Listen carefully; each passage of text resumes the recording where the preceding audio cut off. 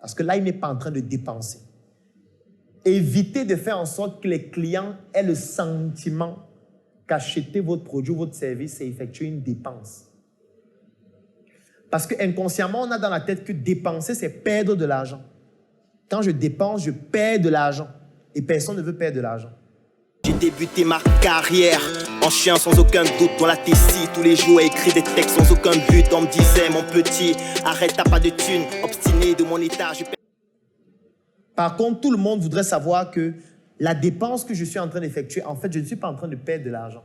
Je suis en train d'investir cet argent pour avoir de nouvelles connaissances, pour avoir un relationnel qui va me permettre de gagner plus après.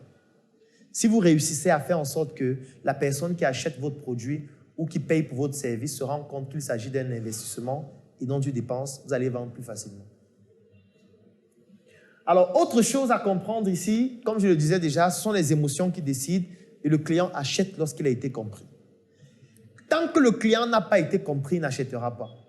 Si vous venez juste dire, voici les caractéristiques de ce que je vends, c'est le meilleur produit, c'est le moins cher, en réalité, il s'en fout.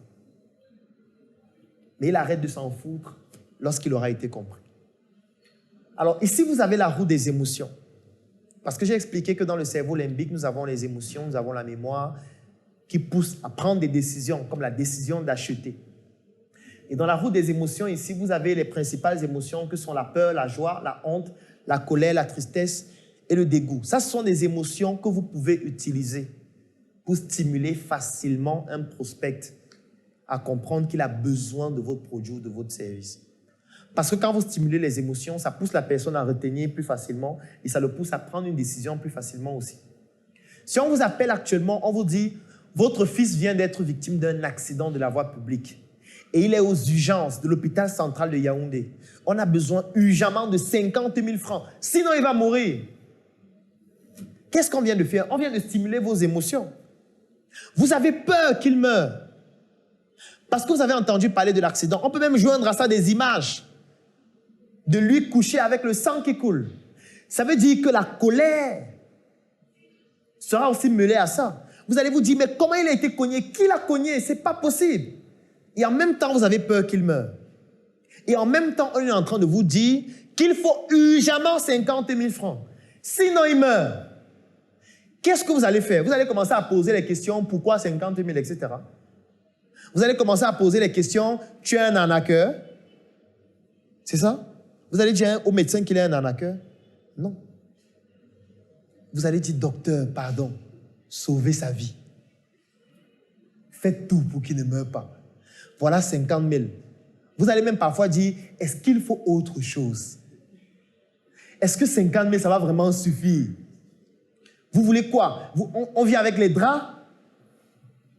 On vient avec un meilleur matelas? Qu'est-ce qu'on doit faire d'autre en plus des 50 000? Le médecin dit non, c'est juste 50 000. Vous voyez que dans ce cas de figure, on a poussé le client au travers des émotions à poser une action qui le pousse à dépenser. Vous pensez que là, il pense qu'il est en train de dépenser? Il est en train de sauver la vie de son enfant. Il ne dépense pas. Par contre, si vous venez le voir, vous lui dites, si votre enfant fait un accident aujourd'hui, est-ce que vous avez une assurance pour lui? Parce que la semaine dernière, il y a un enfant qui a été victime d'un accident, il est mort parce qu'il n'était pas assuré. Ses enfants, ses parents n'avaient pas de liquidité pour le soigner.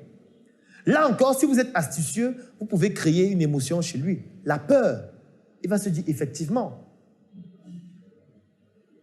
mon enfant, s'il a un problème aujourd'hui, je n'ai pas assez d'argent pour le prendre en charge. Et là, vous pouvez vendre un autre produit, l'assurance.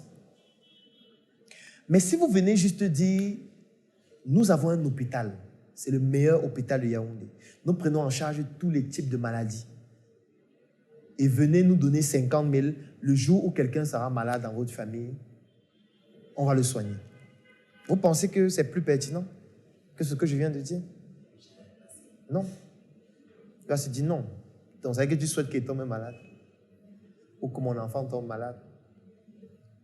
J'ai débuté ma carrière en chien sans aucun doute dans la Tessie. Tous les jours, écrit des textes sans aucun but. On me disait, mon petit, arrête, t'as pas de thunes. Obstiné de mon état, je